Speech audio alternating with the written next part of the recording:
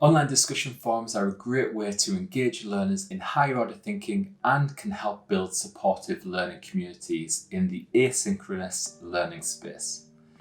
However, they are often not fully engaged with.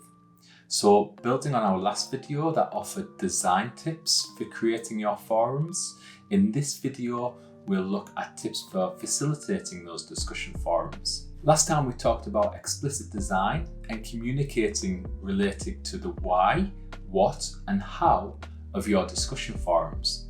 But once they're in place, how can you encourage communication to happen? I think one of the best ways to encourage participation is to give some responsibility to the students and have them adopt roles in the conversation. This could be done in a few different ways. Students could volunteer or be selected to carry out a generic role such as facilitator or summarizer or question prompter. They could also take on a perspective role such as reply from the point of view of a researcher, a teacher, a child, an end user, a doctor, a patient, etc. You could assign groups to be on opposing sides of a debate or to be a devil's advocate. I found a useful approach is to use anchors or course content and link it to learning sets with specific roles. So for example, I'd break the class into small groups or learning sets. I'd assign each group with a different reading, usually a short article. And this is an anchor because you're anchoring the discussion in the session content.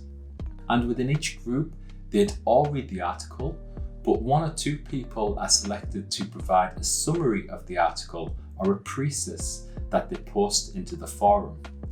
Another pair identify one or two key questions related to the article that they also post in the forum. One person may then facilitate the forum contributions of the wider group who are responding to the set questions, and maybe another person from the learning set provides a wrap-up summary.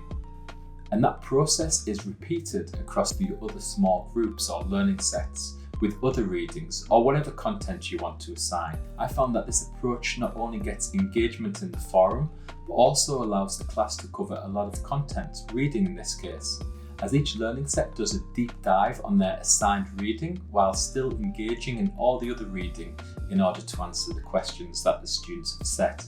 Again, in the last video, we said that when thinking about your why you want a discussion forum, I mentioned they could be used to capture reflections that the students have on a topic or an idea. We know that reflective thinking and reflective practice are really valuable approaches to foster. So in relation to this, I like to use the 1 minute paper exercise in the classroom session. So I give students 1 minute to write down their reflections or takeaways or questions that they had from the session. This approach can be transformed into what I call the 1 minute post in a forum and can either come at the end of a topic or following some engagement with online content, a video lecture for example. The nice thing about the 1 minute post is that there's no right or wrong answer and students can jump in and reply to each other's posts to foster a nice learning community. Also, the 1 minute post could be in the form of a short video using a tool like Flipgrid again. So not only does this help with reflective practices, it can also help engage learners that might not be as strong on the written components. If you continue to struggle with engagement in your forums, consider bringing the forum into your synchronous session time. Integrating it as part of the session could help you better understand some of the challenges or resistance to posting. Once students understand the forum's purpose and the value and start contributing, you can then push it back into the asynchronous online learning space.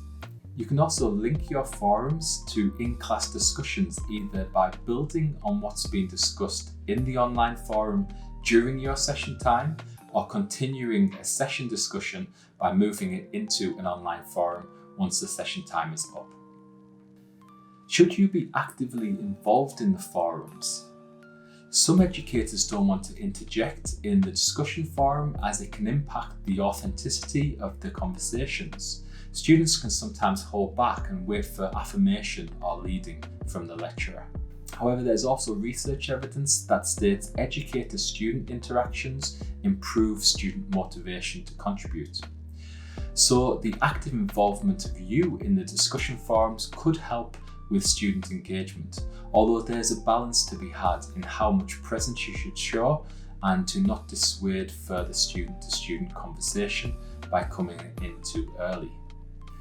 Some strategies for getting the right balance include: you can summarise discussion threads to wrap up the conversation and highlight key points from students' interactions, similar to what would happen in a face-to-face discussion.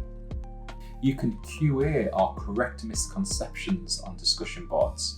Students are wary of potential inaccuracies in their peers' understanding and appreciate a check by the educator. This provides students with reassurance about the quality of the responses provided by their peers. Careful consideration should be given to which and how many posts you will respond to, as students may start to address their points to you rather than their peers. You can post your own questions in relation to students' posts. This can help to continue a discussion or steer a deeper dive into the topic. And as with all aspects of learning, timely feedback is very useful. Giving students feedback on the quality and frequency of their posts allows you to reinforce good contributions and steer or guide students for the future. Consider praising students for bringing questions to the discussion forums and thanking them when they respond to peers. When discussion posts are assessed, provide opportunities for students to receive formative feedback on their posts early in the semester to ensure that they understand expectations. So in summary, online discussion forums are a great tool for you and a great way to engage learners and build supportive learning communities in the asynchronous learning space. But if you want students to really get the benefit and participate, they should be purposefully designed and appropriately facilitated. Please let us know in the comments below if there are any of these tips that you'll look to try out immediately.